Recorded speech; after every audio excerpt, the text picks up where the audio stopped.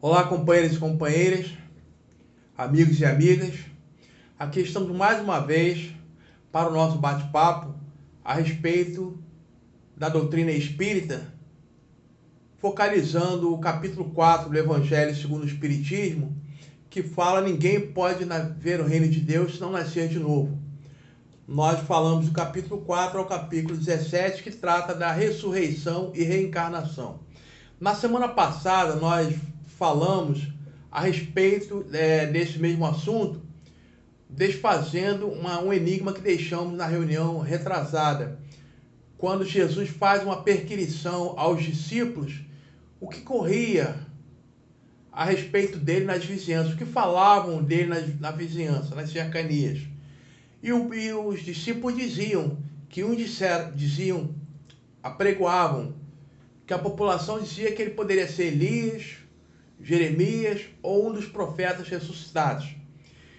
E nós sabemos que esses profetas a quem o povo se referia já eram mortos, né? E mortos já na idade adulta. Então Jesus, que teve sua infância, adolescência e a fase adulta, não poderia ser nenhum desses profetas ressuscitados, pois que a ressurreição diz que se dá quando o corpo morto, dado como morto, recobra a vida. E nós sabemos que cientificamente isso é impossível. E Jesus não se parecia fisicamente com nenhum desses personagens, nem poderia ser, já que Jesus então não poderia ter infância, teria sido um daqueles corpos na sua idade já adulta, reaparecer naquela idade adulta. E Jesus foi criança, teve uma nova origem, então não poderia ser um daqueles profetas ressuscitados. Nós falamos na reunião passada que, na verdade, o que eles apregoavam como ressurreição, eles estavam se referindo à reencarnação, que era um dos princípios adotados pelo povo hebreu. Nós falamos na reunião passada, inclusive, que só os saduceus não acreditavam nesse princípio, que era abraçado por quase totalidade da sociedade religiosa da época. Então, a ressurreição, que na verdade era a reencarnação, era um ponto básico das crenças daquela época, né? Então, o que o povo estava querendo dizer é que Jesus seria um daqueles profetas reencarnados, ou seja, o espírito daqueles profetas estaria habitando um novo corpo com uma nova missão a ser cumprida. E nós falamos equivocadamente, peço mais uma vez desculpas, na reunião passada nós nos referimos que a crença na reencarnação sempre foi um dogma da igreja, né? Mas que foi reformado no ano 425, não é verdade. Em verdade, esse dogma da reencarnação foi proscrito no ano 553, né? Pelo imperador Justiniano, por recomendação, ou melhor, por reivindicação da sua esposa Teodora, por motivos que nós não vamos abordar nessa reunião, talvez numa próxima oportunidade, né? Então ela queria que fosse retirado como crença o dogma da reencarnação. Então o rei Justiniano convocou um concílio, né? O concílio é uma reunião de papas onde se estuda, onde se modificam alguns conceitos da igreja. E foi considerado, a partir dessa data, herege quem apregoasse, quem propagasse a ideia da reencarnação. Então, a partir desse momento, a ideia da reencarnação foi proscrita. Mas a reencarnação, nós sabemos que hoje é um conhecimento basicamente quase aceito em quase sua totalidade, né?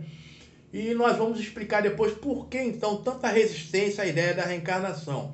Voltemos, porém, aos tempos de Jesus, onde ele é inquirido por Nicodemos, que era aquele que ensinava nas sinagogas. Nós sabemos que nas sinagogas era onde eram ministradas as aulas, as reuniões sobre as escrituras sagradas.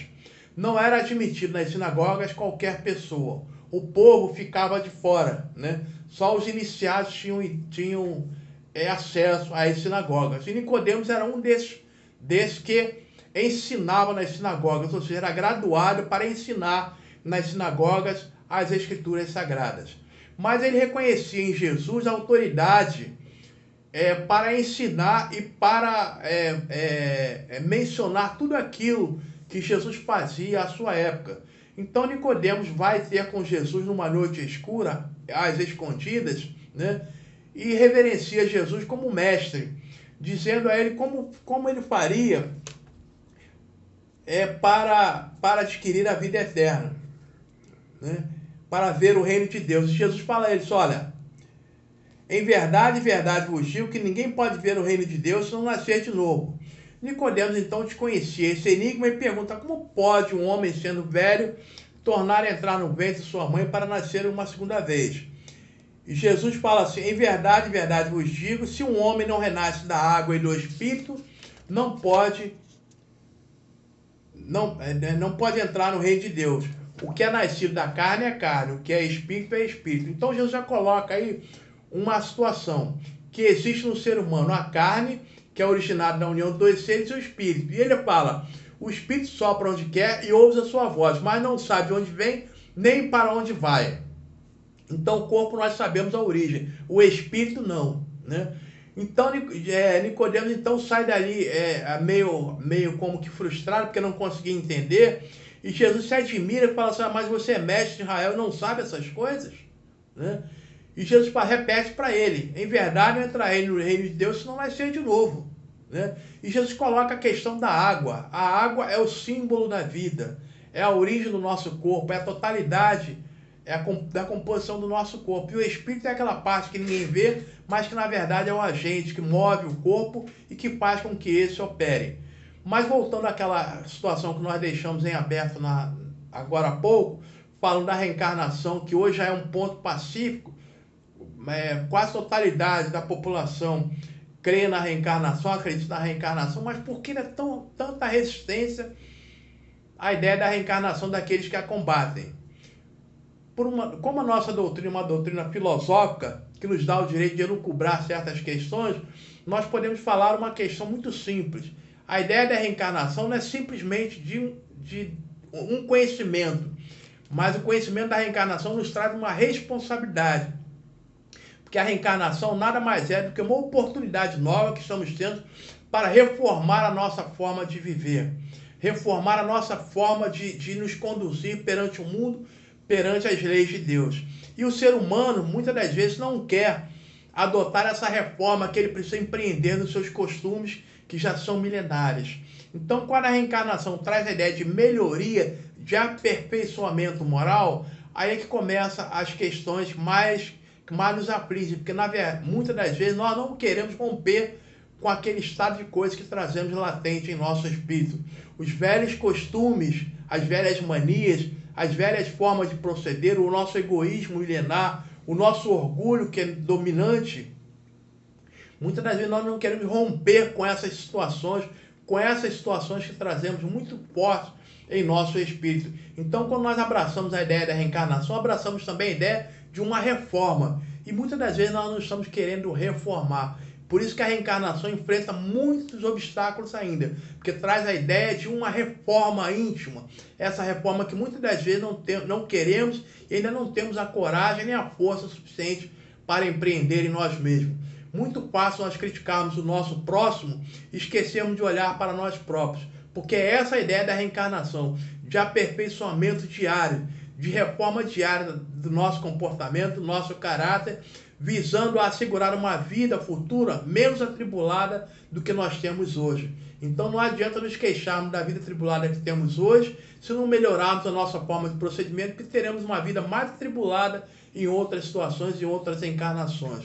É por isso que nós, espíritas, cuja reencarnação não é mais uma crença, mas uma certeza, fica mais forte ainda em nós o dever, o compromisso de perseguir e de lutar o bom combate, de vencer a nossa própria natureza, cheia de defeitos, cheia de mazelas, mas que nós precisamos vencer as suas tendências e erigir em nós um homem novo, com novas aspirações, com nova forma de proceder e novas formas de seguir o Evangelho, sempre naquela máxima que Jesus nos assegurou, de amar a Deus sobre todas as coisas e ao próximo como a nós mesmos. Que nós possamos perseguir esse objetivo com muita esperança, com muita fé e na certeza que venceremos. Que a paz de Deus continue conosco, hoje, agora e sempre. Muito obrigado.